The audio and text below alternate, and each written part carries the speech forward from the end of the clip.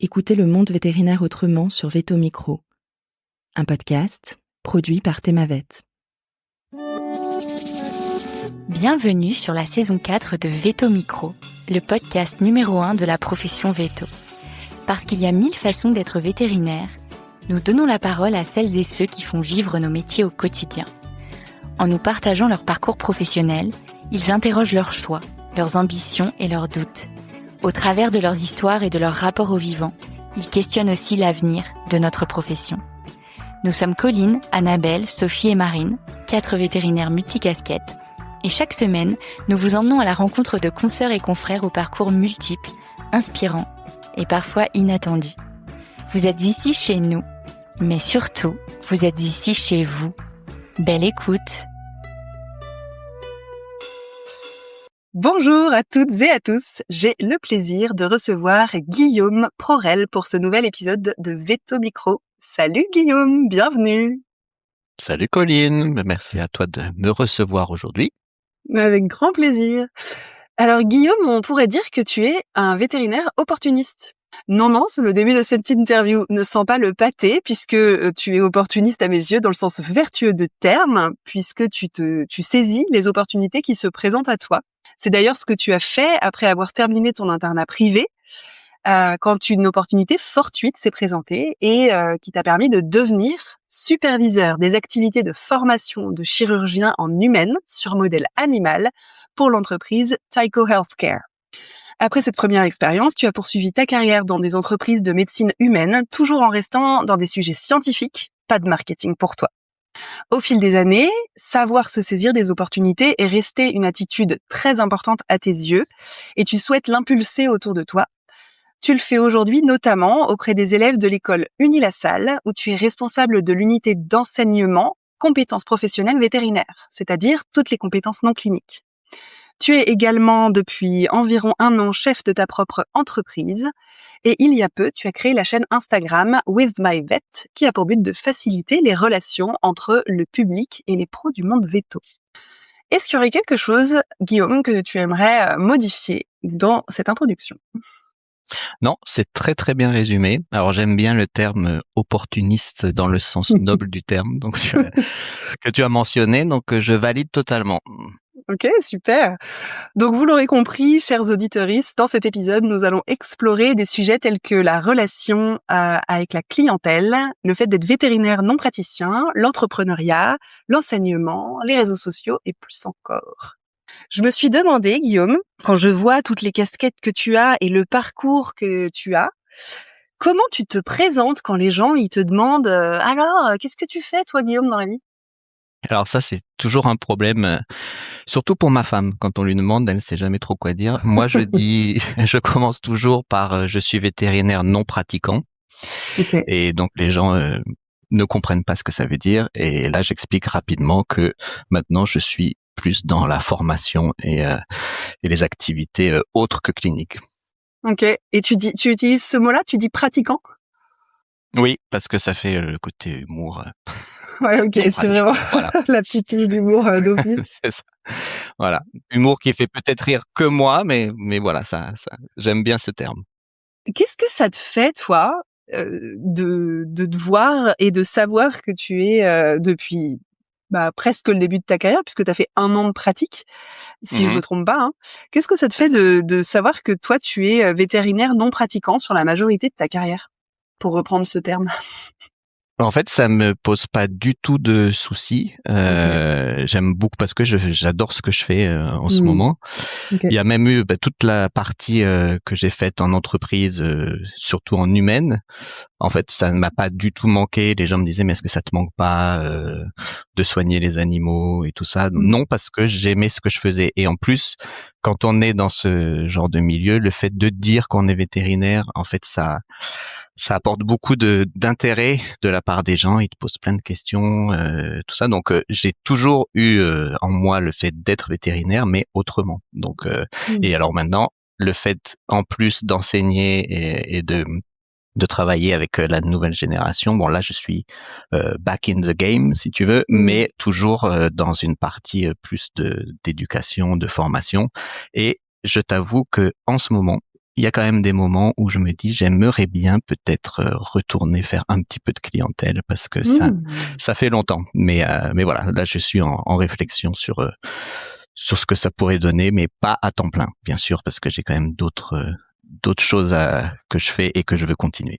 Oui, c'est ça. Et il me semble que tu as utilisé le terme de passionnant pour ce que tu fais aujourd'hui. C'est-à-dire que vraiment, ça t'anime et ça t'éclate et t'as pas dit passionnant, t'as dit ça m'anime, je crois. Ce qui m'anime, c'est ça. En parlant de ton poste à Unilassal, on aura le temps d'y revenir. Moi, j'aimerais bien que tu m'aides à comprendre en quoi ça consiste être superviseur de formation, parce que typiquement, c'est le genre de métier dans lequel j'aurais jamais pu me projeter parce que j'ai pas d'image mentale de à quoi ça ressemble. Et quand j'étais petite, je pouvais pas imaginer devenir ingénieur parce que je me disais ingénieur, ça fait quoi de ces journées? Ben, je veux bien que tu me décrives, ça fait quoi de ces journées, un superviseur de formation sur modèle animal, tout ça. Alors, ce poste, de toute façon, je te rassure tout de suite, c'est impossible de l'imaginer. Et comme tu as dit dans ton introduction, je suis arrivé là, mais par un hasard complet. Jamais j'aurais eu le moindre soupçon du début d'une idée de faire ça.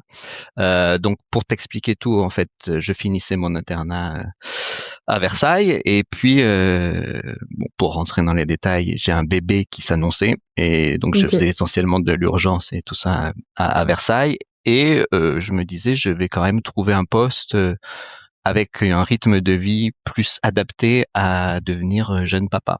Donc, totalement par hasard, j'ai regardé dans les annonces entreprises et j'ai vu ça. Donc, j'ai envoyé un mail de candidature parce que c'était pas loin de Versailles, c'était à Elancourt dans le 78 et de fil en aiguille, ça a marché et je suis arrivé là, je ne savais pas du tout ce qui m'attendait. Donc, en quoi ça consiste? En fait, c'était le centre de formation européen, donc pour la zone Europe, Afrique, Moyen-Orient, pour cette grosse entreprise qui s'appelait Tyco Healthcare, qui était la branche santé de cette mastodonte qui était Tyco, une entreprise américaine. Et c'était encore l'essor et le développement de la chirurgie mini-invasive en humaine.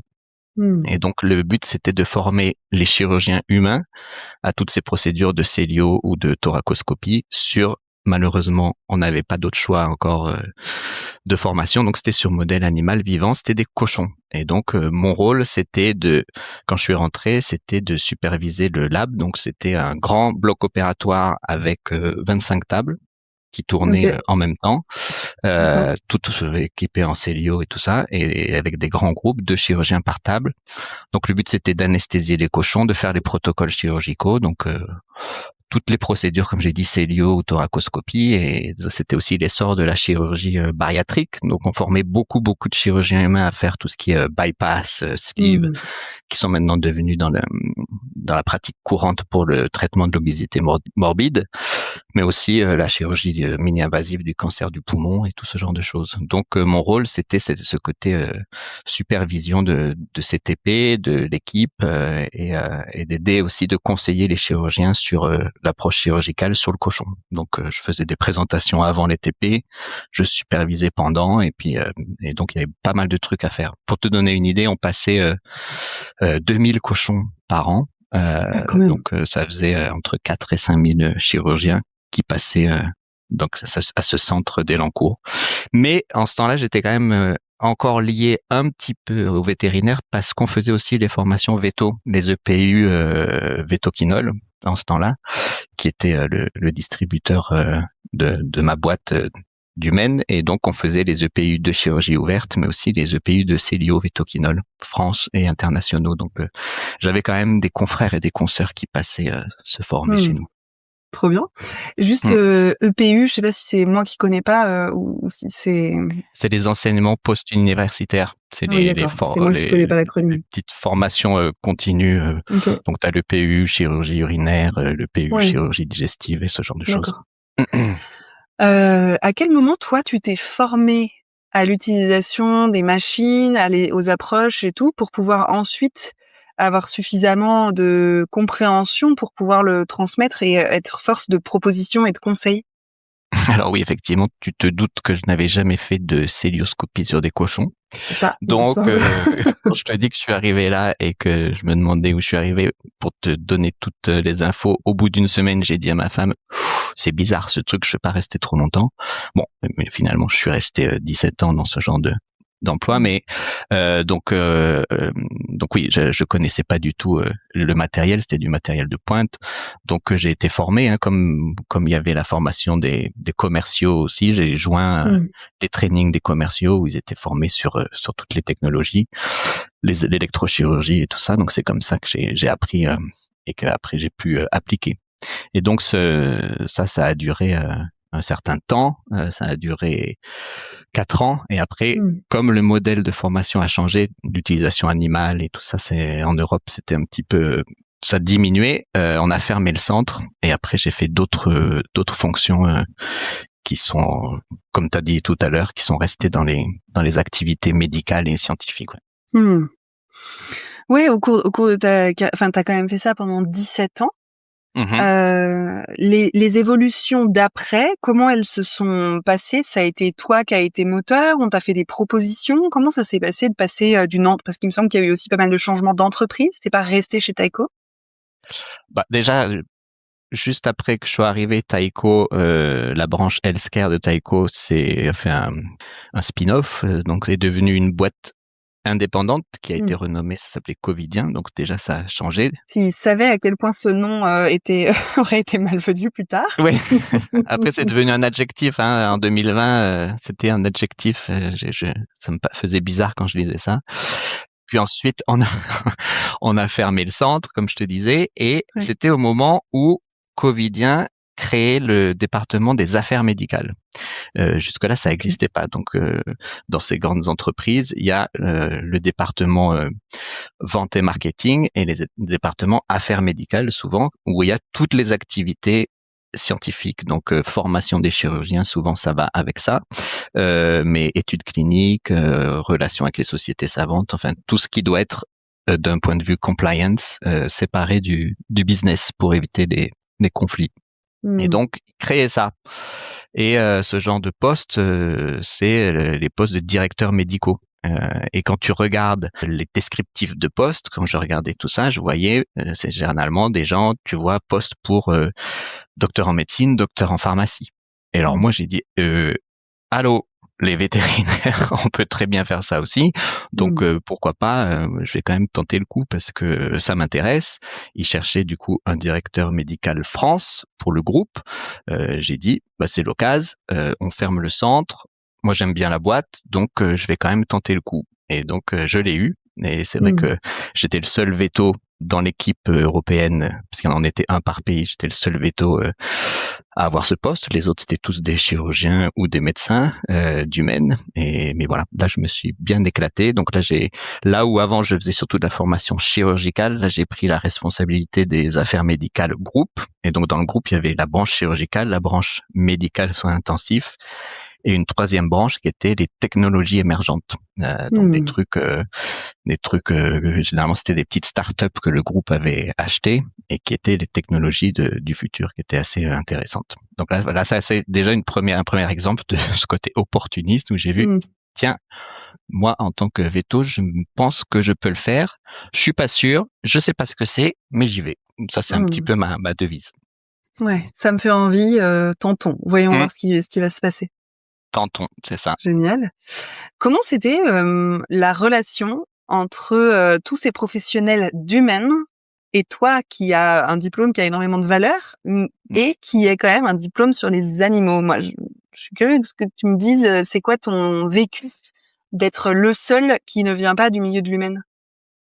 Alors, la première réaction, c'est « Qu'est-ce que tu fais là ?» Bien sûr. Donc, légèrement hostile ou voilà. Non, curieux? plutôt intéressé, amusé, mais vraiment intéressé dans le genre explique-moi comment un veto finit à travailler avec nous, quoi. Et en plus, donc voilà, curieux et bienveillant. Et en plus, souvent, quand tu expliques, quand tu parles à des médecins humains, que tu es vétérinaire, tu as l'avantage que si tu parles à un gastro-entérologue, tu comprends à peu près ce qu'il dit, même si les maladies sont pas exactement pareilles. Si tu parles à un chirurgien, tu comprends les principes. Si tu parles à un interniste ou à un soin intensif, tu comprends les principes. Donc déjà, les gens voient que la casquette multispécialiste te permet de naviguer d'un côté et de l'autre en t'adaptant plus facilement. Et souvent, la petite partie rigolote, c'est que ça m'est arrivé vraiment assez souvent que des chirurgiens à qui je parlais, qui pouvaient être des grands chirurgiens et tout ça, me disent moi j'avais essayé d'être vétérinaire mais j'ai échoué, c'est pour ça que j'ai fait médecine. Alors du coup ça crée quand même un petit côté complice, et c'est là aussi où je me suis rendu compte que notre diplôme est quand même reconnu, même en médecine humaine. Les gens savent bien ce que c'est que d'être véto et ce que ça implique et ce qu'on a fait pour y arriver. Donc ça c'était assez sympa. J'entends souvent j'ai régulièrement entendu des gens dire ah oui, oh là là, véto, c'est plus dur que médecine. C'est un sujet que vous avez abordé ensemble, ça? C'était plus sur le côté blague, où y a un truc qui dit qu'est-ce que c'est qu'un bon docteur? C'est un qui peut soigner plusieurs espèces. D'accord. Donc quand tu dis ça un petit peu aux chirurgiens, aux médecins humains, il te charrie un peu, etc. Mais ça a toujours été dans la bienveillance. Ouais, ok. T'as une super expérience de ça. Trop bien. Ah oui. Bon, on a pas mal de sujets à aborder et je voudrais vérifier avec toi s'il y a une chose que tu retiens de ces 17 ans dans l'entreprise en étant principalement du coup au service de l'humaine, que tu aimerais nous partager là avant qu'on aille sur d'autres sujets. Déjà, il y a pas mal de fois où je me suis rendu compte qu'en humaine, ils étaient quand même beaucoup plus avancés sur le côté formation non clinique et formation d'équipe. Donc, par exemple, si on prend quand on formait des chirurgiens en chirurgie bariatrique, donc la chirurgie de l'obésité morbide, on formait pas que le chirurgien. On prenait l'infirmière, on prenait l'anesthésiste, on parlait du parcours patient dans son ensemble. Et donc, c'était le côté, c'est pas le spécialiste qui se forme sur uniquement sa technique, mais c'était la prise en charge du patient. Donc ça, c'était vachement intéressant. Et aussi, quand on était sur le robot chirurgical, quand tu formes une équipe, par exemple, au robot, tu formes les infirmières de bloc, tu formes tout le monde, tu formes aussi les gens qui font la maintenance. Donc, tu as un petit peu toute cette équipe qui doit être prise en charge, et que ce soit en chirurgie conventionnelle ou en chirurgie robotique ou n'importe lequel. On faisait aussi en soins intensifs. C'était la gestion des risques, la gestion des accidents. Et donc, on formait pas que sur la technologie, mais on faisait aussi comment est-ce qu'on communique au bloc, si ça marche pas, qui fait quoi, comment tu communiques correctement, quelles sont les erreurs à pas faire. Et donc tout ça, quand j'ai vu ça m'a vraiment intéressé. Et après coup, je me suis dit, c'est vraiment bien de pouvoir mettre en pratique du côté vétérinaire ce genre d'approche. Et c'est ce que aussi on essaye de mettre en place quand on fait la formation non clinique, des compétences non cliniques avec la jeune génération. Oui, c'est ce que tu fais maintenant, ce que t'as, je sais pas si tu l'as découvert, mais en tout cas, ce que t'as vraiment vu faire pour les personnes qui pratiquent en humaine, ça a renforcé et peut-être inspiré le fait de dire ouais, il faut vraiment qu'on fasse ça aussi en véto, parce que ça a beaucoup de valeur. Ça a de la valeur pour la qualité du parcours client et ça a de la valeur pour la sécurité des soins et encore d'autres choses, quoi. Exactement. Et puis une autre chose que ce parcours en entreprise m'a beaucoup amené, c'est toutes les compétences liées à l'entreprise. Donc l'avantage d'être dans les grandes boîtes américaines, c'est que tu as souvent même françaises, hein, mais là j'étais dans des américaines, donc tu as souvent les formations en leadership, en management, en communication, en feedback, en gestion de conflits.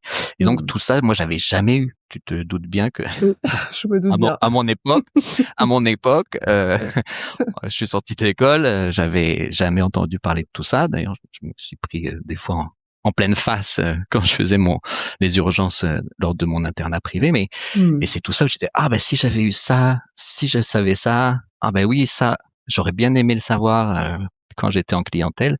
Et donc c'est aussi ça que quand il y a eu cette opportunité ensuite d'enseignement, où je me suis dit, mais avec tout ça, on peut vraiment créer des choses qui vont faire la différence. Et ça, c'est vraiment cette expérience dans ces entreprises qui me l'a amené aussi. J'ai l'impression, tu me dis si je me trompe, hein, j'ai l'impression qu'il y a un truc spécifique que tu as vécu à l'internat privé, que tu as revisité en apprenant.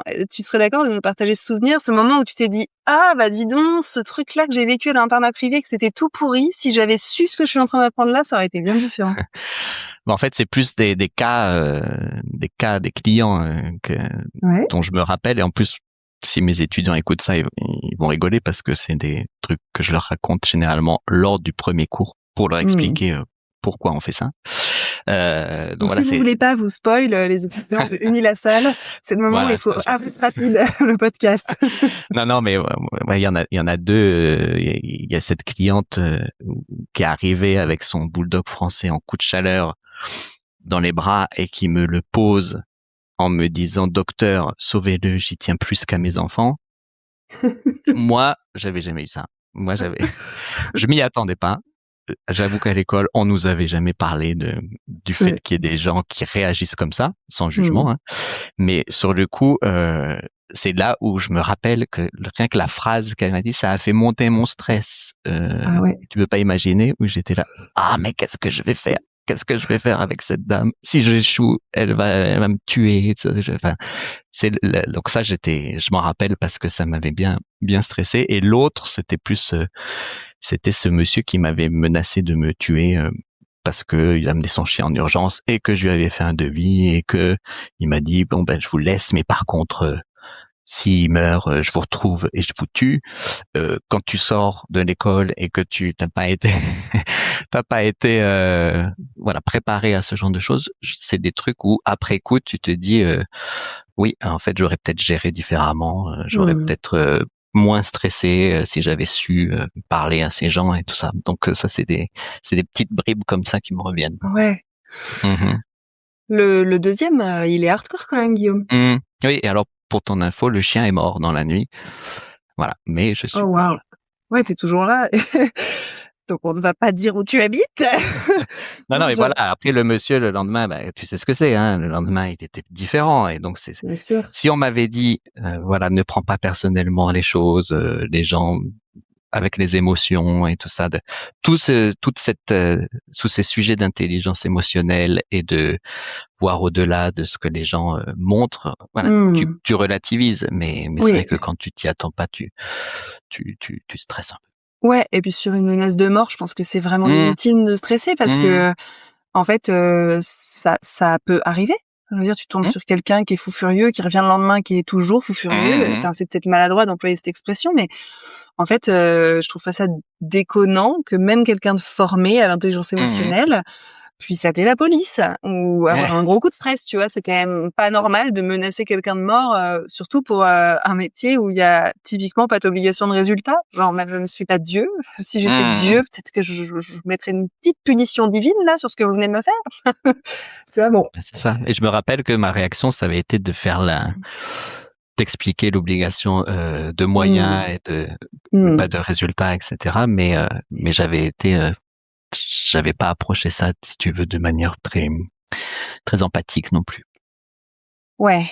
Ok. Et encore une fois, je vois que je vais un peu résister à ce que tu dis, mais je crois que c'est normal. T'imagines, enfin, si vraiment il y a des gens qui sont capables, face à une menace de mort, d'avoir une attitude profondément empathique en face, j'applaudis de toutes les mains que je peux avoir pour applaudir parce que c'est du 14 cannes de tranquillité d'esprit, tu vois. Je suis sûre que ça existe. Et dans ma tête, ça existe chez les personnes qui sont professionnelles, genre les négociateurs du RAID. Bien sûr. Hein. Parce que mais bon, peut-être qu'aujourd'hui tu te sentirais capable de faire ça. Tu crois que tu serais capable d'avoir je dis pas plus d'empathie je dis pas que je le prendrais dans mes bras, hein, mais après je saurais recadrer de manière ferme et assertive, mais sans prendre vraiment personnellement les choses en me disant demain je suis mort. C'est ça la grosse différence. Ouais. Magnifique. Moi, je sais pas si je saurais faire ça. Je dis ça, mais ça se trouve demain je vais m'effondrer en pleurant peut-être. Hein. Non. Peut-être, on sait pas. Peut-être pas pendant la consulte, mais peut-être le lendemain. Du coup, j'en profite qu'on est en train de parler de ça pour revenir sur ce que tu m'as annoncé au début de cette interview. Tu envisages de retourner en pratique. Qu'est-ce qui fait que tu es en train d'envisager ce retour à la pratique après 17 ans sans 18 18 maintenant. En fait, c'est parce que, alors bizarrement, les choses qui, quand je suis passé en entreprise, ne me manquaient pas du tout. C'est-à-dire le contact client, où je me disais, au moins, le côté médical, ça peut éventuellement me manquer au bout d'un moment, mais je suis bien content de pas gérer les gens parce que voilà, j'ai été jeté là-dedans et que j'étais pas forcément préparé. Et ben maintenant, je me dis, c'est ça qui m'attire plus, et c'est peut-être parce que justement, je suis plus formé là-dedans et que c'est un petit peu mon quotidien de parler de ces sujets et de faire ça.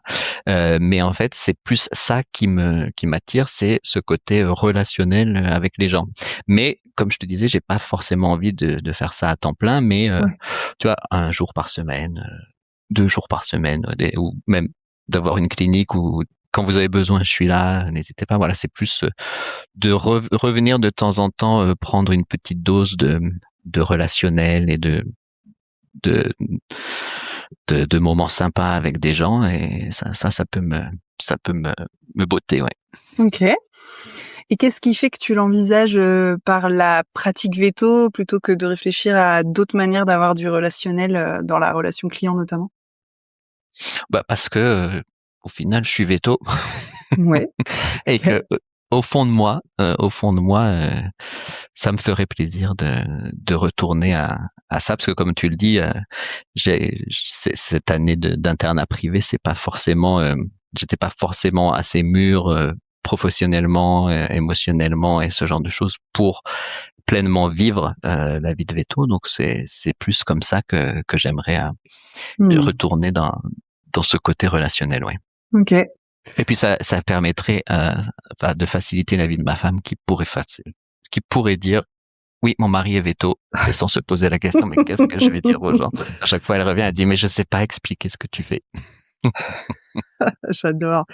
C'est une très belle preuve d'amour, hein. Pourquoi t'es vétérinaire? Mais parce que c'est pour aider ma femme. Ma femme ne sait pas ce que je fais dans la vie. Voilà. Génial, bien. C'est une belle idée. C'est une bonne raison.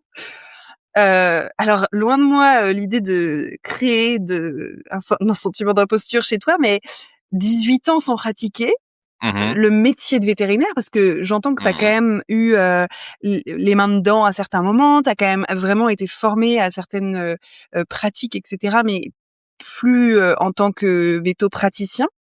Comment tu te projettes dans l'idée de retourner soirée de la diarrhée de chaton et du chien qui se gratte?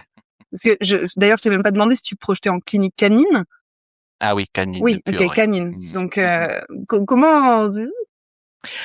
c'est la grande question, je t'avoue. C'est que je me dis, il va falloir que je me remette à niveau sur la médecine, les nouveaux traitements, les nouveaux protocoles et ce genre de choses. Je pense que le côté démarche diagnostique, ça peut revenir un peu plus simple, mais c'est vrai que maintenant que, en plus, comme je suis plus praticien, je vais chez le véto, et donc des fois il me parle de trucs, je dis mince, je connais pas ça, ça veut dire que je suis vraiment trop vieux. Donc oui, je pense qu'il faudra une petite remise à niveau sur la médecine, ouais. Ouais. La chirurgie, ça devrait aller, mais pas l'ortho. L'ortho, c'est pas trop mon truc, mais les tissus mous, ça va. Ouais, tissus mous. En fait, tu as pratiqué pendant les années où tu étais en entreprise, tu as pratiqué régulièrement pour montrer aux chirurgiens notamment et aux vétos, puisque tu as parlé des EPU. Ouais. Et puis j'ai fait aussi sur humain aussi. J'ai fait du cadavre humain. Ça, c'était des grands moments aussi. Quand t'es véto, tu t'attends pas forcément à faire ça. Mais ouais, c'était particulier, oui. T'as fait donc 17 ans dans ces entreprises. Qu'est-ce qui fait que t'en as pas fait 25? Tu vois, pourquoi t'es parti? Alors, j'ai passé 17 merveilleuses années. Ça, c'est clair. C'était vraiment, j'ai travaillé sur des technologies que j'aurais jamais approchées en tant que véto. Parce que je suis pas rentré dans les détails, mais après, quand j'avais pris un autre poste de directeur médical Europe, j'étais focus sur ces technologies émergentes dont je te parlais, donc l'endoscopie par capsule, la navigation électromagnétique pour le poumon, l'ablation par micro-ondes du foie, enfin des trucs extraordinaires. Donc les technologies super, des gens de renommée internationale et des chirurgiens extraordinaires ou des professionnels de santé. Donc ça, j'adorais. Puis bien, la vie en entreprise, ça a été un vrai kiff. Surtout, je suis rentré, j'étais assez jeune, hein, j'avais 26 ans. Quand je te dis que je découvrais la vie, je découvrais la vie. Hein. De point de vue matériel, hein, le salaire. Après, j'avais les voitures de fonction. Tu voyages en business dans les plus beaux hôtels de tous les pays. Enfin, c'était vraiment intéressant. Et puis, j'ai appris beaucoup de choses. Et puis, je me suis fait des amis avec qui je suis toujours. Donc ça, j'ai adoré. Par contre, sur la fin, il y a eu une période où je me suis remis en question sur mais qu'est-ce que je fais de mes journées en elles-mêmes. Parce que bien, au final, tu vois la finalité, tout ce que je fais, tout ce que je faisais, la formation des chirurgiens, tu sais qu'au final, c'est pour traiter des patients et que parce que tu fais, ben, il y a des patients seront mieux traités ou les études cliniques que tu lances, ça va montrer. Mais c'était au quotidien où tu te dis à la fin de la journée, est-ce que ce que je fais, ça me plaît? Des fois, je passais toute la semaine à faire des calls sur Teams de 8h à 22h parce que j'étais responsable, à la fin, j'étais responsable monde pour une des franchises. Donc, tu t'adaptais à tout le monde et t'étais toujours en call, faire des PowerPoint et des trucs et tu dis, mais en fait, c'est pas forcément ce qui m'excite au quotidien et t'as pas l'impression de la fin de la journée, tu dis si je meurs demain, est-ce que je suis content d'avoir passé le mois dernier à faire ce genre de choses. Et en plus, ce qui m'a mis le petit pied à l'étrier, c'est que ce projet Unilassal, je l'ai commencé alors que j'étais encore dans ma dernière entreprise. Et là, j'ai eu vraiment de la chance. C'est-à-dire que ma chef à l'époque aux États-Unis, je lui avais expliqué, j'ai dit, j'ai cette opportunité de faire cette chose qui m'excite et qui me plaît. Est-ce que t'es OK? Et donc là, j'ai vraiment eu de la chance. Elle m'a permis de faire ça, d'aller faire les cours sans forcément prendre 2 jours, parce que je faisais le matin et comme je gérais les États-Unis, c'était plutôt le soir. Et donc voilà. Donc j'ai eu cette opportunité de faire ça. Et donc quand je sortais de mes journées Unilassal et que je retournais dans le quotidien d'entreprise avec les choses qui déjà un petit peu me gonflaient. Et ben c'est là où j'ai dit non, c'est pas ça que je veux. Et donc j'ai dit bon, j'arrête et je me concentre vraiment sur les choses sur lesquelles je sais que j'ai un impact, je sais que ça me plaît au quotidien, je me lève pour faire des trucs qui me plaisent, qui m'excitent. Et donc voilà, c'est comme ça que j'ai pris cette décision. Génial. J'adore parce que je trouve ça hyper important, la distinction qu'il y a et que tu as très bien senti entre oui, ce que je fais, ça a du sens, mais ce que je fais m'ennuie. Tu sais, au fait, tu vois très bien que tu œuvres à quelque chose qui a du sens pour toi, sauf que la manière dont tu œuvres ne te plaît pas. Et qu'en fait, mine de rien, quand les deux sont, enfin, quand il y en a un des deux qui est vraiment élevé et l'autre qui est vraiment hyper faible, bah, on n'est quand même pas sur quelque chose d'épanouissant. Il faut un niveau suffisant sur le sens et sur le plaisir quotidien pour être vraiment dans l'épanouissement, en fait. C'est intéressant. Oui, c'est ça. Tu en as parlé. Ouais, c'est exactement ça. T'as raison, c'est de se dire à la fin de la journée, waouh, je suis content de ce que j'ai fait. J'ai fait, je sais que j'ai servi à quelque chose. Tu vois. Ouais. Et puis après, l'autre partie donc à laquelle je pense là, c'est que en entreprise, que t'aies un poste à très haute responsabilité ou n'importe quel poste, tu es sur une liste. Et donc le jour où il y a une réorganisation, que tu aies travaillé les week-ends, que tu aies sacrifié tes vacances pour répondre à tes mails, personne ne s'en rappelle. Et donc tu t'es éliminé et quelqu'un d'autre, voilà, ton poste est changé, ça. Donc et tu dis, mais en fait, est-ce que j'ai besoin de ça? Est-ce que je veux juste être être interchangeable avec quelqu'un parce que tout le monde est remplaçable. Partout, hein, tout le monde est remplaçable. Mais là, c'est vraiment cette impression. J'ai vu plein d'amis à moi qui s'étaient dans les entreprises qui s'étaient données et tout ça. Puis du jour au lendemain, oh ben tu te rends compte. Et puis ça m'est arrivé chez Medtronic aussi. Hein. À la fin de Medtronic, il y avait une réorganisation et mon chef m'appelle. Ah, ton poste est supprimé. Tu arrêtes de travailler aujourd'hui. Tu ne dois plus ouvrir. J'étais là. Ok. Qu'est-ce qui se passe après 13 ans, tu sais? Donc tu te dis bon, c'est pas vraiment la manière que j'avais en tête de voir que t'as un impact, quoi. Oui, ça c'est le fait de qu'on te dise tu arrêtes aujourd'hui, là tu n'ouvres pas ton ordinateur, tu n'as pas le droit. Est-ce que ça se ferait dans une entreprise française ou ça se fait parce que c'est une entreprise américaine? Tu sais ou pas? Moi, je dépendais de la filiale française, donc j'avais un contrat français, donc en fait, c'est ils ont le droit de faire ça. À partir d'aujourd'hui, tu ne travailles plus, tu n'ouvres plus ton laptop.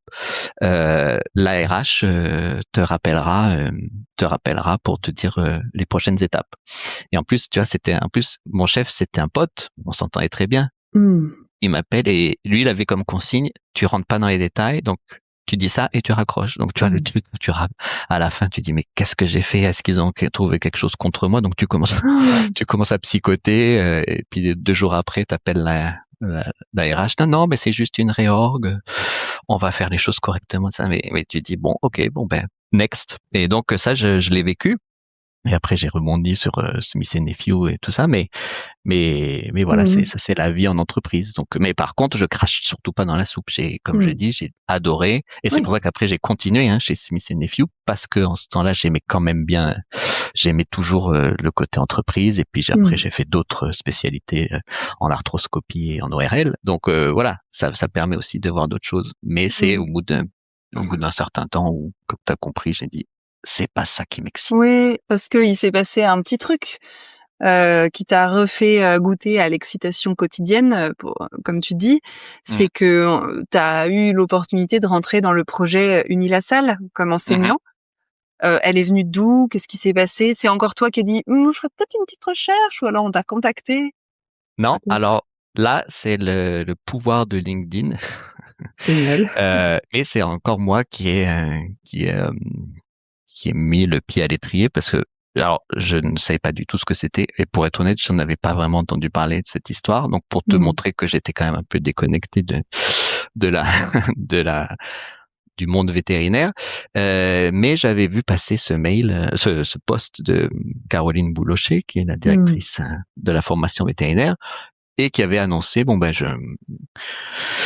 j'annonce que je joins le projet. Enfin, je sais plus ce que c'était. Et Caroline, elle était à l'UNVL avec moi, au-dessus, donc on se connaissait pas vraiment, mais je lui envoie un message sur LinkedIn en disant « Salut, je sais pas si tu te rappelles de moi, voilà, j'ai vu ton truc, je sais pas comment je peux aider, mais ça m'intéresse, donc si tu veux discuter, je suis là. » Voilà. Texto, c'était ça. Et donc, alors je lui ai dit voilà mon parcours, j'ai fait ci, j'ai fait ça. Je sais pas ce qui est faisable et si ça peut vous aider, mais moi je serais partant pour voir ce qui est faisable. Et donc c'est comme ça qu'on a discuté. J'ai rejoint l'équipe projet. Donc là ils avaient pris, on était un petit groupe de vétérinaires avec des parcours très différents, où le but c'était vraiment de réfléchir au cursus et à ce qu'on veut faire. Alors ça, c'était le côté ultra excitant. Je vois que j'utilise beaucoup le mot excitant, mais c'est vraiment ça. Moi, je marche un petit peu à ça. S'il y a un truc qui me branche, j'y vais. Donc voilà, c'était le côté excitant. C'est voilà, si tu as une feuille blanche, qu'est-ce que tu penses qu'il faudrait faire? Et là, tu commences à te dire, mais moi, ça m'a manqué. Si tu faisais comme ça, et puis je sais que à un endroit, ils font comme ça. Donc ça, c'était vraiment sympa de parler au sein de ce petit groupe. Et puis après, une fois que ça a été que le dossier a été validé et signé, Caroline m'a fait l'honneur de me dire, est-ce que tu voudrais, maintenant que ça s'est fait, est-ce que tu voudrais faire des cours? J'ai dit je n'ai jamais fait de cours à des étudiants, mais banco, parce que ça m'excite. Et donc voilà, c'est comme ça que ça a commencé. Mais je te raconte pas à quel point je suis sorti de ma zone de confort. Ah ouais? Tu imagines pas le premier CM co-magistral que tu fais devant un amphi de 120 étudiants de 18 ans où tu te dis mais est-ce qu'ils vont m'écouter? Est-ce qu'il va y avoir le bordel? Est-ce que ce que je vais dire, ça va les intéresser? Est-ce qu'ils vont comprendre? Parce qu'en plus, bon, si tu fais la médecine ou la physique, enfin des trucs scientifiques, tu te dis bon, ils sont en école vétérinaire, ils comprennent. Là, en première année, on les prend direct en première année pour parler connaissance de soi, connaissance de l'autre, etc. Tu te dis, il se peut que il y en a que je perde rapidement. Alors, et donc voilà, j'ai vraiment stressé ce jour-là au premier cours, et puis voilà. Après c'est parti, et puis d'une année à l'autre, on a des nouvelles promos qui arrivent, et on évolue comme ça, on s'adapte, et d'une année à l'autre, on change un petit peu sa manière de faire, et puis c'est comme ça que ça roule, ouais. Comment il s'est passé ce premier cours, du coup? Parce que tu nous dis que t'as beaucoup stressé, mais tu dis pas s'ils ont foutu le bordel ou pas, finalement. Bah écoute, dans mon souvenir, ça s'est bien passé parce que en plus dans ma matière, si je peux dire, ils ont pas besoin de prendre de notes et tout ça, donc je leur dis tout de suite, vous rangez les téléphones, vous rangez les ordis, parce que bon, hein, ceux qui regardent Netflix et tout ça. Donc déjà, quand ils ont plus de matériel, ça évite un peu plus les distractions. Donc je dis pas, bien sûr, hein, il y en a qui ont leur téléphone, mais au moins c'est plus discret. Mais non, je pense que de mémoire ça s'est bien passé. Il y a toujours quelques bavardages et tout ça, mais après ouais, ils ont compris. Pas tous tout de suite, mais ce qui est bien, c'est que ils comprennent au fur et à mesure. Donc à la fin de première année, quand ils font des stages et tout ça, ils reviennent souvent et disent « Ah, mais je comprends pourquoi vous nous parlez de la communication, je comprends pourquoi on a fait ça, je comprends. » Et donc c'est là où tu vois que même si sur le coup, des fois il y en a qui ont du mal à accrocher, tu vois qu'après ils comprennent pourquoi on fait tout ça. C'est intéressant qu'ils puissent vivre ça plutôt que ce que toi et moi on a vécu. C'est plus tard dans notre vie personnelle, on est allé, ou professionnelle pour toi, on est allé creuser, regarder, se demander un peu ce qui se passait et dire « Ah, mais si j'avais eu ça !» Ce fameux « Ah, si quand la dame, elle m'a dit « Je tiens plus qu'à mes enfants, j'avais compris des trucs, on me les avait enseignés, ça aurait été plus simple. » Je trouve ça chouette que, en fait, ce qui est intéressant, c'est que il y a forcément des choses qu'on va apprendre à un moment, soit trop tôt, soit trop tard. On peut pas tout apprendre pile au bon moment, pile quand on en a besoin. Et je trouve ça chouette que toi tu vives ce que ça fait vivre aux étudiantes et étudiants de l'apprendre trop tôt. D'avoir un peu des fois ce truc de quoi, mais c'est bon, je vois pas bien, qu'est-ce que tu me racontes, à quoi ça va me servir? Et que finalement quelques mois seulement plus tard, il y ait le plutôt que les années à galérer avec le qui vient. J'aime bien, je trouve ça intéressant. Alors j'entends que du coup, Unilassal, tu y fais des choses qui t'excitent beaucoup.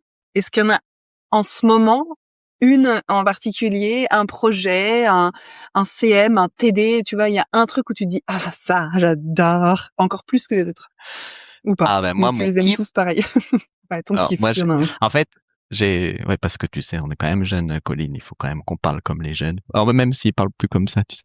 Donc, non, mais il y a des trucs, sur chaque année, il y a des trucs que j'aime beaucoup. Par exemple, en première année, il y a une session que j'aime beaucoup, c'est là où on parle des différentes types de personnalités, de ce genre de choses où ils comprennent. Ah mais oui, mais c'est vrai, moi je suis plus comme ci, moi je suis plus comme ça.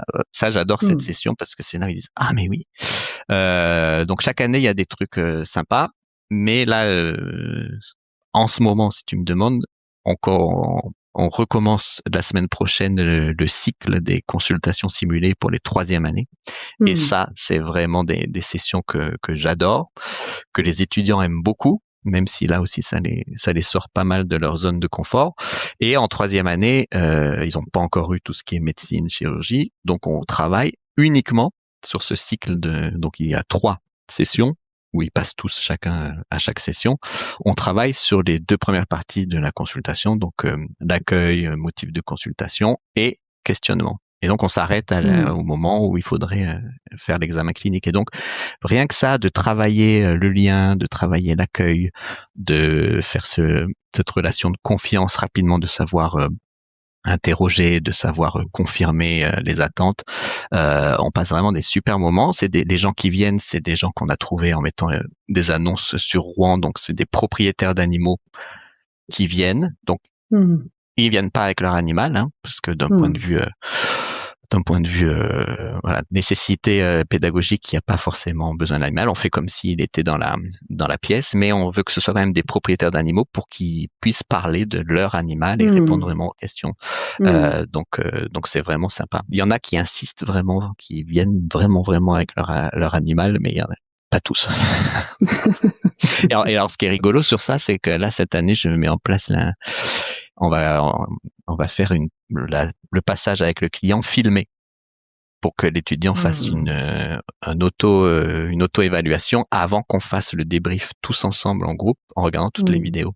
Et ça, je sais que c'est très ça a beaucoup d'impact que l'étudiant se voit et se dise ah ben oui, mais en fait je suis super chaleureux, je pensais que j'étais froid, ou inversement, parce qu'on a vu l'année dernière je faisais pas ça, on a vu que l'étudiant disait dans le débrief oh mais je pense que j'ai pas été sympa, et puis le client disait ben si, t'as été sympa, moi je t'ai trouvé, tu vois. Donc on expérimente, là je vais expérimenter ça, voir comment ça se passe, et puis ça peut être très sympa. Donc voilà, pour résumer, c'est ça qui m'excite en ce moment.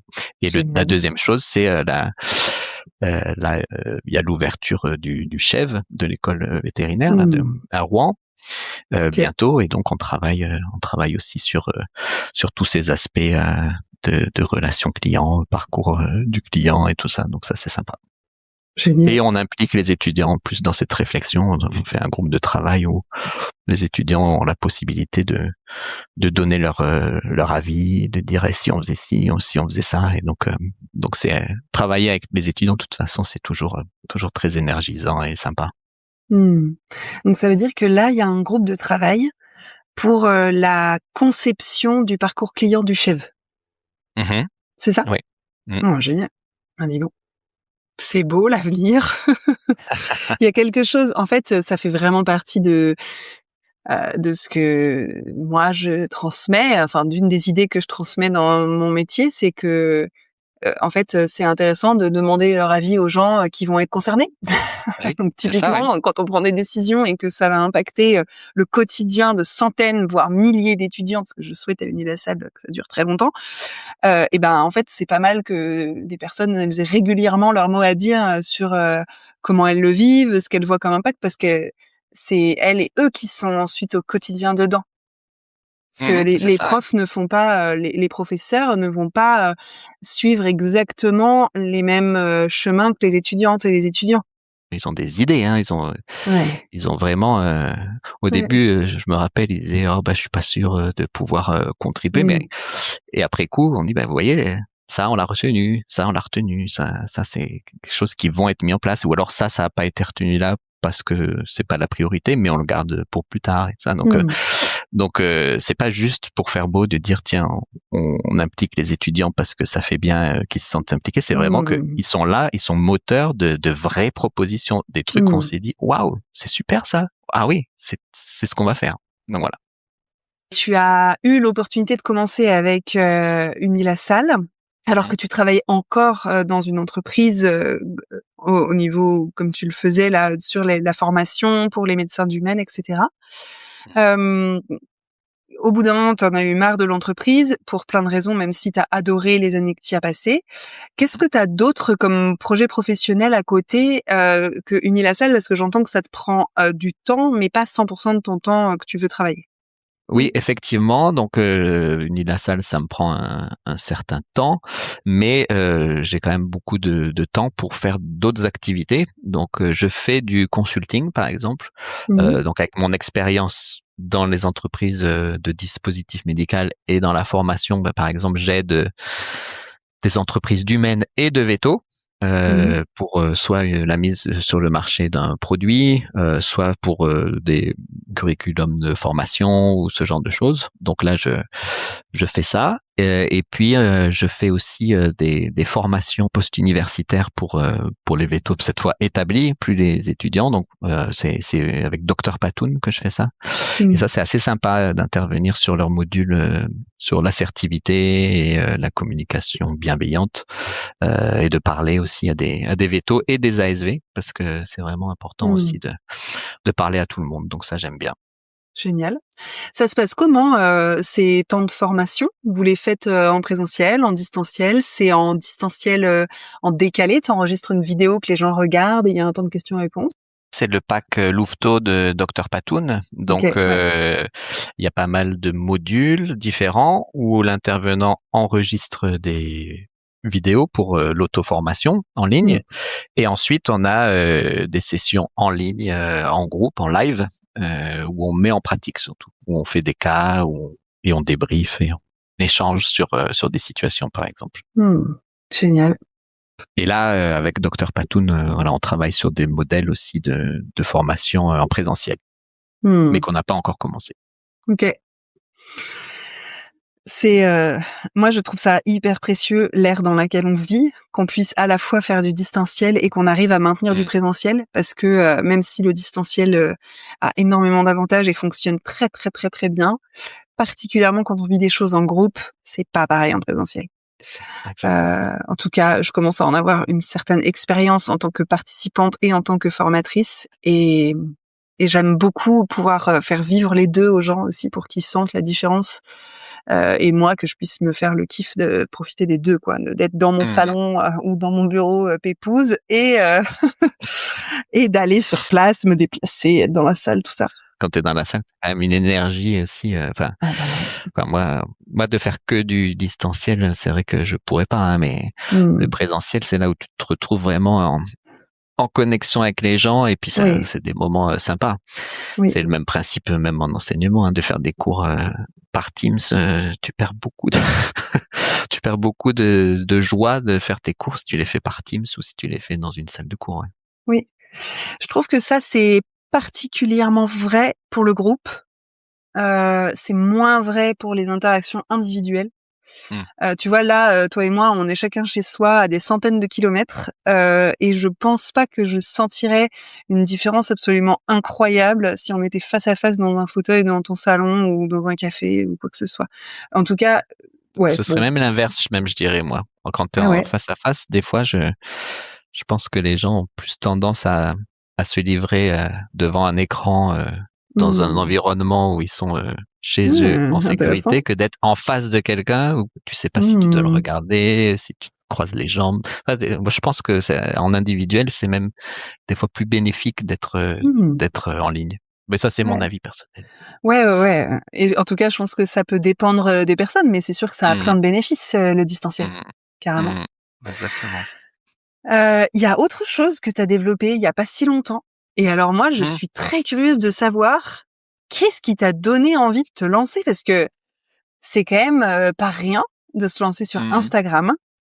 Et c'est un super projet, très ambitieux, que je trouve très inspirant. Quelle est la genèse? Raconte-nous l'histoire de la genèse de With My Vet, s'il te plaît.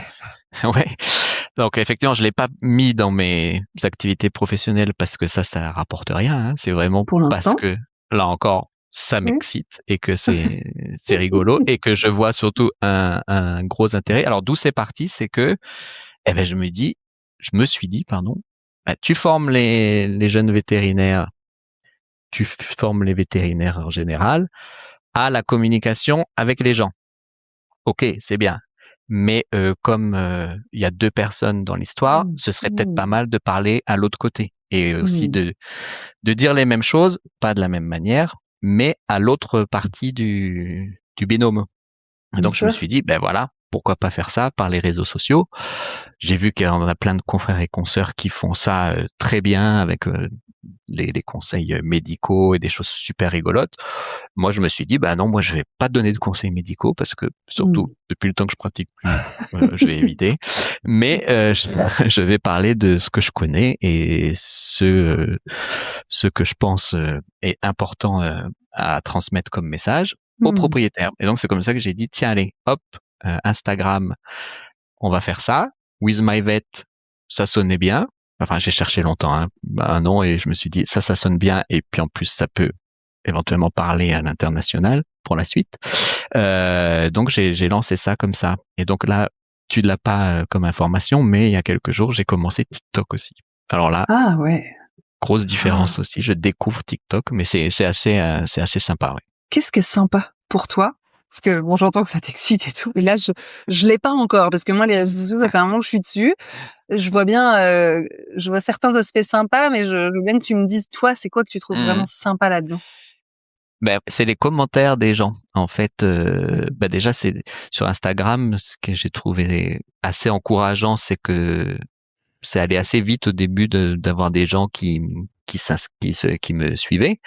Donc là, j'en suis à un peu plus de 1200 personnes qui me suivent. Donc, Moi, je suis bravo. pas influenceur, hein, je suis micro influenceur, mais je me dis, si j'arrive déjà à faire passer un message à 1000 personnes, je me dis que peut-être les 1000 prochaines consultes chez le veto de ces personnes vont être un peu plus efficaces et nos consoeurs et confrères seront peut-être un petit peu plus heureux à la fin de la consulte et l'animal mieux pris en charge et les personnes heureuses. Enfin, voilà, moi je cherche pas à avoir des millions de gens, même si ce sera très bien si ça arrive, mais je me dis voilà, une vue d'une vidéo égale peut-être une consulte qui va être un peu améliorée la fois d'après. Donc c'est ça c'est excitant. Et alors quand je te parlais de TikTok, là j'ai lancé une vidéo que j'avais faite sur c'est sur le thème est-ce que tu es ce client-là? Donc là, je vais faire des types de clients pour expliquer voilà, pourquoi il faut plus l'être en gros. Et là, le premier, c'est est-ce que tu es le genre de client qui parle mal à l'ASV, que dès que le veto arrive, tu deviens tout mielleux et tout gentil, etc. etc. En 3 jours, j'ai 20 000 vues de la vidéo. Et donc, ça c'est allé hyper vite dans le monde des ASV. Et donc, ce que je vois, c'est que c'est aussi pour elle qu'on ait une souffrance quand je vois les commentaires. Enfin, il y a 200 commentaires. Je pense qu'il y en a 75%, c'est des ASV qui disent merci de notre reconnaissance, merci, c'est vrai que, etc. Puis ou alors des clients qui disent mais comment est-ce qu'on peut se comporter comme ça? Donc en fait, quand tu vois les commentaires, c'est ça qui est excitant, c'est de se dire ah ben oui, ça résonne auprès des gens. Donc voilà, c'est ça que et ça peut-être faire changer les choses, les mentalités au bout d'un moment. Ouais, ça peut contribuer, en tout cas, c'est clair. Ouais. Ah oui, je dis pas que je vais révolutionner le monde vétérinaire cette année, hein, mais petit à petit. Il te reste 3 mois, Guillaume. Oh là là, Vas-y. faut que je me dépêche. Faut que je me dépêche. Question comme ça qui me vient. Est-ce Mhm. que tu es prêt à recevoir tes premiers commentaires de haters? Oui, je suis Oui, prêt. allez-y. Mais j'en ai pas encore eu pour de vrai. Pour de vrai, OK. j'en ai pas encore eu. Mais ouais, je suis prêt. Ouais. C'est ce que mes enfants me disent. Ils me disent, mais attends, mais quand j'ai commencé, ma fille me dit, mais tu vas avoir des gens qui vont te dire des trucs méchants. J'ai dit, ben, c'est pas grave, les gens, s'ils disent des trucs méchants, c'est pas bien grave. Mais ouais, je m'attends à ça. On va voir. Et ouais, bon, c'est ce que tu disais tout à l'heure. Selon toi, aujourd'hui, tu as la capacité à prendre ça avec du recul et à dire oui, bon, c'est sa vision du monde, c'est ce que cette personne vit. Ouais, ouais. Bon, surtout en ligne, on sait comment ça se passe. Hein. On sait que les gens quand ils sont cachés derrière leur Oui, écran, ils se lâchent beaucoup plus, hein, comme avec les commentaires pour les vétos sur les oui. cliniques. Donc faut relativiser. Mais oui, après, je sais que c'est le jeu, je sais comment ça marche, et puis voilà. Mais peut-être l'année prochaine, si on reparle, je vais dire ah là là, je suis au fond du gouffre, tout le monde me déteste. Mais ce sera jamais tout le monde. C'est ça qui est Ouais, intéressant. Hein. C'est jamais tout le monde, mais c'est un. En tout cas, ça fait partie du jeu des réseaux sociaux de prendre le risque ouais, bah de oui. se faire détester. Et puis il y a des gens qui le disent avec plus ou moins de forme, en étant plus ou moins Mhm. constructive. Donc, je te souhaite en tout cas de passer à travers les gouttes le plus longtemps possible, ou alors que ça te fasse marrer, quoi, que t'en fasses quelque chose. Mhm. Il y a des gens qui sont ultra doués pour retourner les mots des haters contre eux, pas de Ouais. manière individuelle, mais de manière à en faire marrer. Et c'est Julien Doré que j'ai vu faire ça à Mhm. plusieurs reprises. Il est fort, mais vraiment, il tourne les trucs à la dérision, c'est extraordinaire. Et Laura Calu, l'humoriste, je sais pas si tu la connais. Non. Et ben elle aussi, elle fait ça très bien.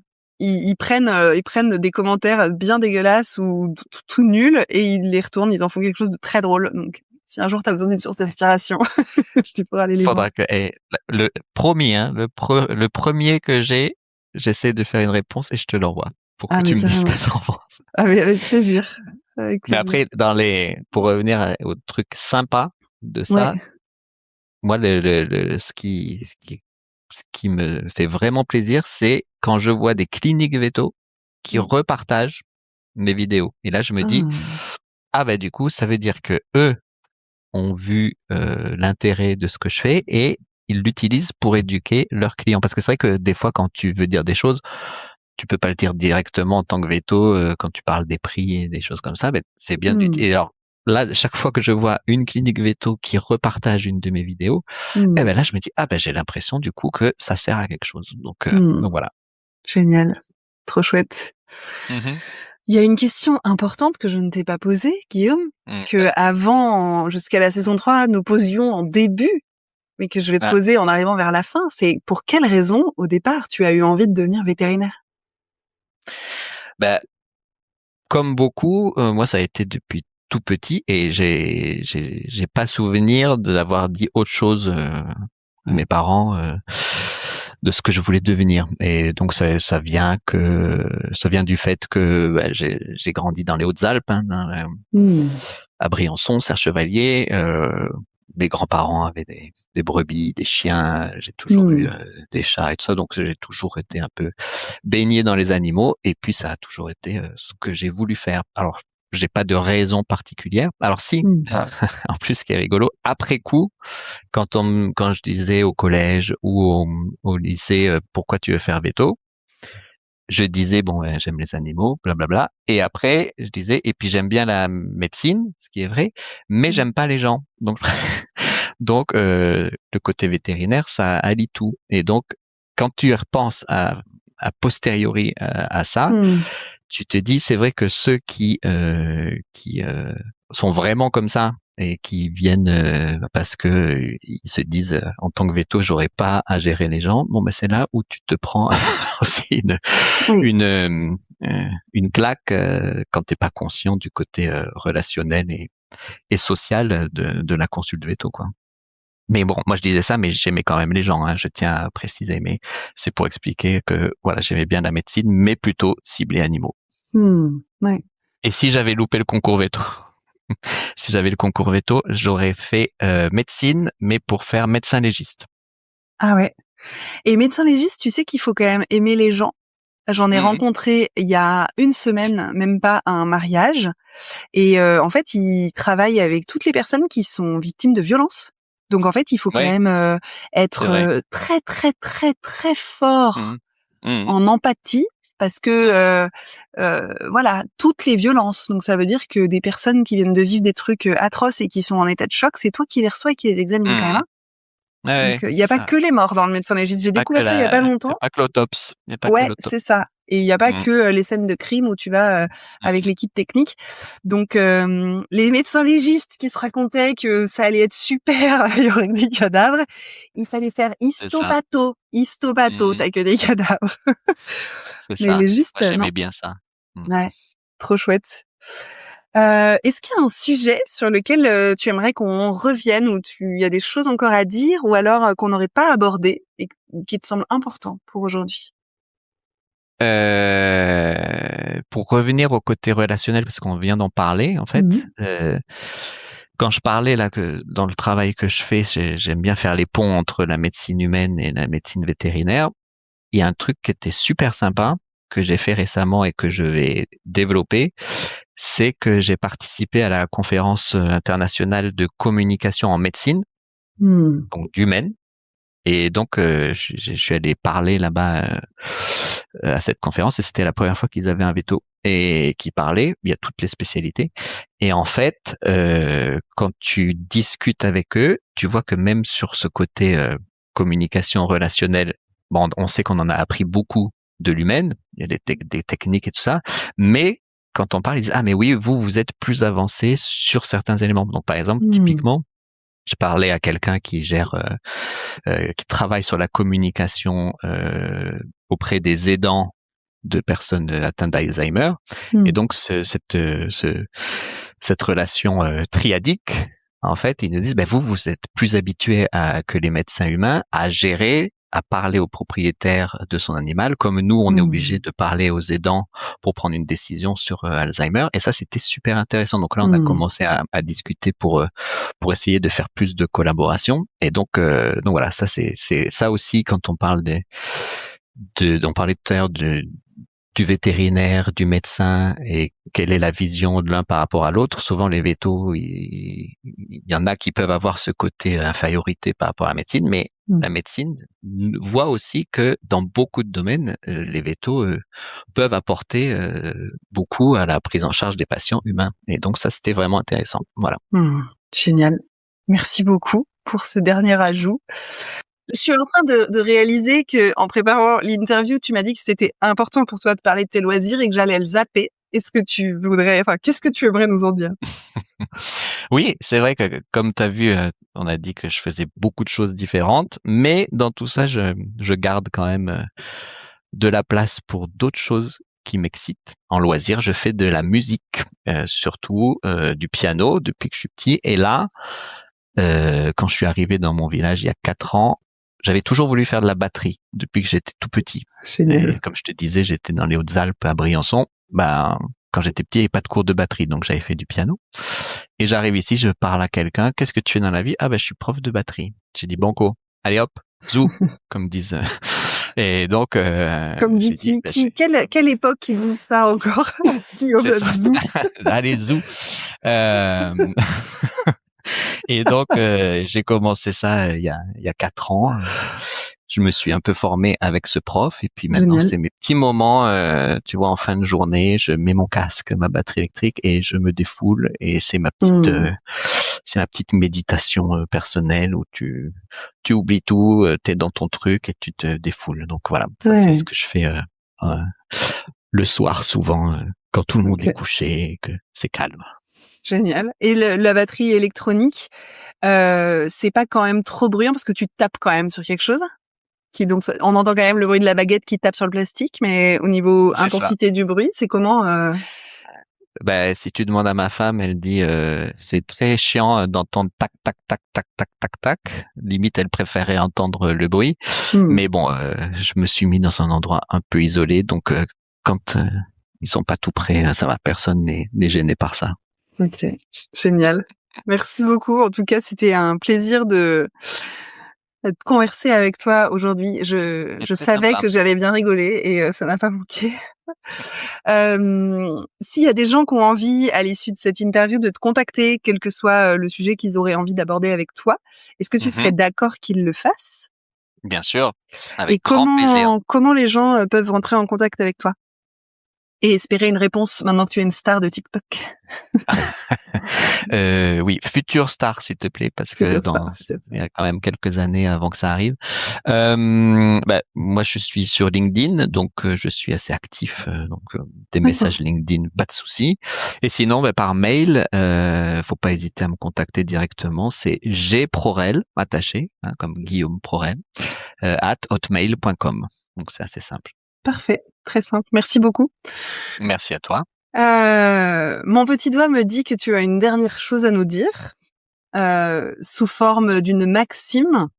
Oui. Et je suis très curieux que tu me partages la maxime qui t'a accompagné dans ta vie ou qui t'inspire encore aujourd'hui. Je ne sais pas, c'est toi qui vas me dire. En fait, c'est pas une maxime qui m'a accompagné dans ma vie, mais c'est une devise que j'applique maintenant, mais pas depuis si longtemps. Et donc, ce serait laisse et reste. Tu vois pourquoi je dis ça? Non. Non. En gros, c'est vraiment le côté, en fait, laisse les choses sur lesquelles t'as pas contrôle, t'as pas d'emprise, et reste ancré sur ce qui est important pour toi, sur tes valeurs, sur la manière dont toi tu veux te montrer aux gens, toi tu veux gérer les choses. Et donc c'est plus une devise de lâcher prise sur, comme j'ai dit, ce sur quoi tu peux rien faire. Et ça s'applique partout. C'est travail, famille, amis, c'est-à-dire si quelqu'un s'énerve, c'est pas forcément contre toi, laisse-le s'énerver, laisse-le se comporter comme il veut, mais reste toi dans ce que tu considères être en ligne avec tes valeurs. Si quelqu'un de tes amis ne comprend pas pourquoi tu fais ce choix, plutôt que de te battre et de perdre d'énergie, laisse, tant que toi tu sais, tu restes sur ta ligne et que tu sais pourquoi tu fais les choses, tu continues, etc., etc. Tu t'appliques ça avec tes enfants ou tes amis et tes collègues et tes clients et ça marche souvent. Donc c'est plus quelque chose qui sur des situations où tu dis, attends, ok, je laisse et je reste. Voilà. Ok, génial. Quand tu l'as dit, je me suis dit, j'ai l'impression de me faire gronder. Si j'étais un chien, je serais probablement là. Oh putain, qu'est-ce qui se passe? Ouais, laisse et reste. Laisse et reste. Pas bouger. Exactement. C'est quasiment ça. Ah, merci Guillaume pour ce moment. C'était vraiment un plaisir de t'avoir ici. Et je te souhaite, tant mieux. Je souhaite du coup à toi et à toutes les personnes qui nous ont écoutés jusqu'ici une très très belle fin de journée et puis je vous dis à très bientôt dans un prochain épisode. Ciao ciao. Merci Colline, à bientôt tout le monde. Merci d'avoir écouté cet épisode de Veto Micro. Si le cœur vous en dit, partagez-le à vos amis et à vos collègues, abonnez-vous au podcast et mettez-nous une note de 5 étoiles avec un gentil commentaire. C'est ce qui nous permet de remonter dans les classements et de donner de la voix à la profession. Si vous souhaitez participer à Veto Micro, nous suggérer des invités ou tout simplement nous écrire, faites-le sur l'adresse podcast@themavet.fr. Prenez soin de vous et à la semaine prochaine pour écouter une nouvelle façon d'être vétérinaire.